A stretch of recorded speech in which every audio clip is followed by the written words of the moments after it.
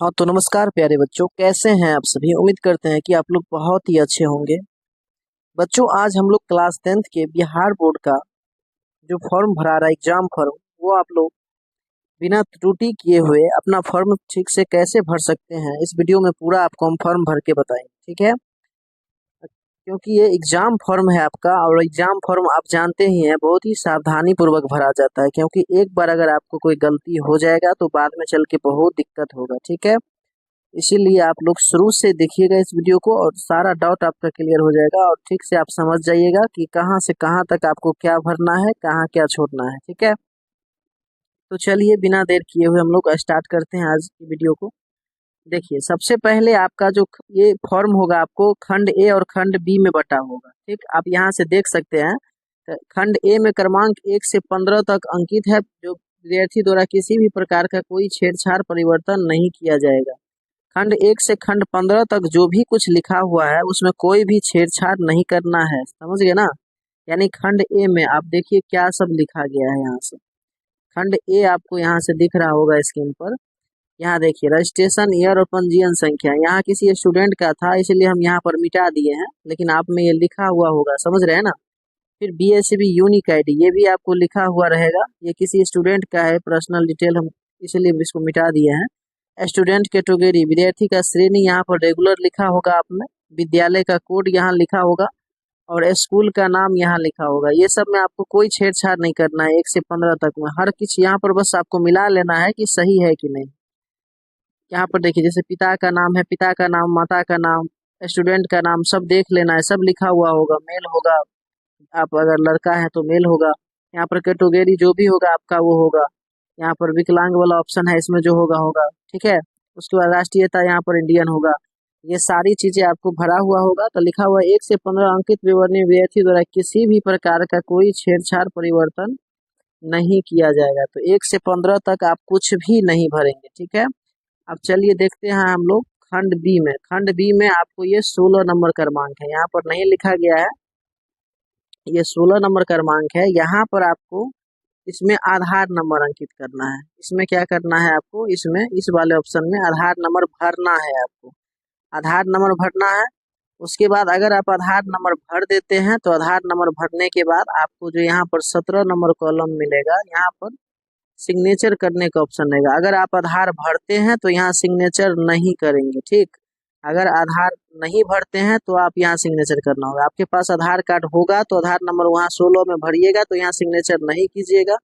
अगर 16 नंबर में आधार नंबर नहीं भरते हैं तो आपको यहाँ साइन करके देना होगा। बात समझ गए। अब मेन जो बात है, आगे बढ़िए। 18 में है area where this institution in situated, please trick. आपका जो एरिया है, आप जिस एरिया से बिलोंग करते हैं वो ग्रामीण है या शहरी है। अर्बन का मतलब शहरी होता है और रूरल का मतलब ग्रामीण होता है। जैसे आपका अगर गांव देहात में घर, गांव इलाका में आपका घर है या विद्यालय है, इंस्टीट्यूट यानी विद्यालय आपका गांव में है, तो आप रूरल भरिएगा। ठीक है, यहाँ पर आप तो क्या भरिएगा, रूरल रूरल भरिएगा। अगर आपका शहरी होगा तो आप अर्बन भरिएगा। समझ गए बात को।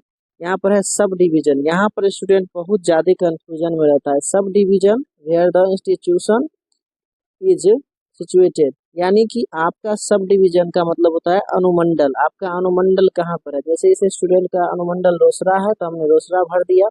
आपका कहीं और होगा तो आप वहाँ भर सकते हैं। ठीक, उसके बाद देखिए मोबाइल नंबर कह रहा है, आप मोबाइल नंबर सही से अपना इसमें मोबाइल नंबर भरिएगा। ये किसी स्टूडेंट का था इसलिए हमने यहाँ मिटा दिया है। ईमेल आईडी, इसमें आप ईमेल आईडी अपना भरिएगा। फिर स्टूडेंट का आप अपना नाम हिंदी में यहाँ जो भी होगा भरिएगा। फिर यहाँ माता का नाम, इसमें माता का नाम भरिएगा सही से। फिर पिता का नाम यहाँ हिंदी में इसमें भरिएगा। फिर उसके बाद आगे बढ़िए। आगे आपको क्या करना है, आगे यहाँ पर जो है so student address in English, आप अपना पूरा एड्रेस यहाँ पर भरिएगा सही से, आपका जो भी एड्रेस है। उसके बाद यहाँ पर आपका मैरिड है कि अनमैरिड है, 16 नंबर में मार्शियल स्टेटस यहाँ पर भरना है, तो आप अगर अनमैरिड भरिएगा यहाँ पर। उसके बाद स्टूडेंट बैंक अकाउंट नंबर, आप अकाउंट नंबर सही से भरिएगा इसमें। ठीक है, IFSC कोड जो भी होगा आपके पासबुक पर वो भरिएगा। बैंक का नाम भरिएगा, जैसे यहाँ पर इंडिया पोस्ट पेमेंट बैंक है तो ये भर दिया, आपका जो भी नाम होगा वो भरिएगा बैंक का। उसके बाद यहाँ पर दो निशान दिया जाता है, जैसे two identification marks of the student. तो इस स्टूडेंट का जैसे मान लीजिए ये इसका था एक कट मार्क ऑन चिन, तो ये अपना ये दिया, आपका जो भी होगा वो दीजिएगा, ठीक है। 31 में कहता है medium language of appearing in examination. आप जो एग्जाम में जो अपियर होंगे किस लैंग्वेज में होंगे, आप हिंदी सब्जेक्ट में आंसर भरेंगे अपना कि इंग्लिश में भरेंगे। अगर आप इंग्लिश मीडियम के स्टूडेंट हैं तो इंग्लिश में भरिएगा, हिंदी मीडियम के है तो हिंदी में टिक कीजिएगा। यानी कि आप एग्जाम जिस भाषा में देना चाहते हैं, आप अगर हिंदी मीडियम में देना चाहते हैं तो हिंदी में मारिए। आगे है कि विजुअली इम्पेयर्ड। विजुअली इम्पेयर्ड का मतलब होता है कि आप अगर दृष्टि बाधित है तो यस में लिखिए, अगर आप दृष्टि बाधित आप नहीं है तो नो में भरिए, ठीक है। उसके बाद सबसे जो मेन चीज आता है वो आता है सब्जेक्ट टिक आउट करने का। यहाँ पर बहुत सारे स्टूडेंट गलती कर देते हैं, तो यहाँ पर आप समझ लीजिए, यहाँ पर आपको क्या ध्यान देना है। तो सबसे पहले subject detail, tick any one optional in subject, select 1, 2 and 4।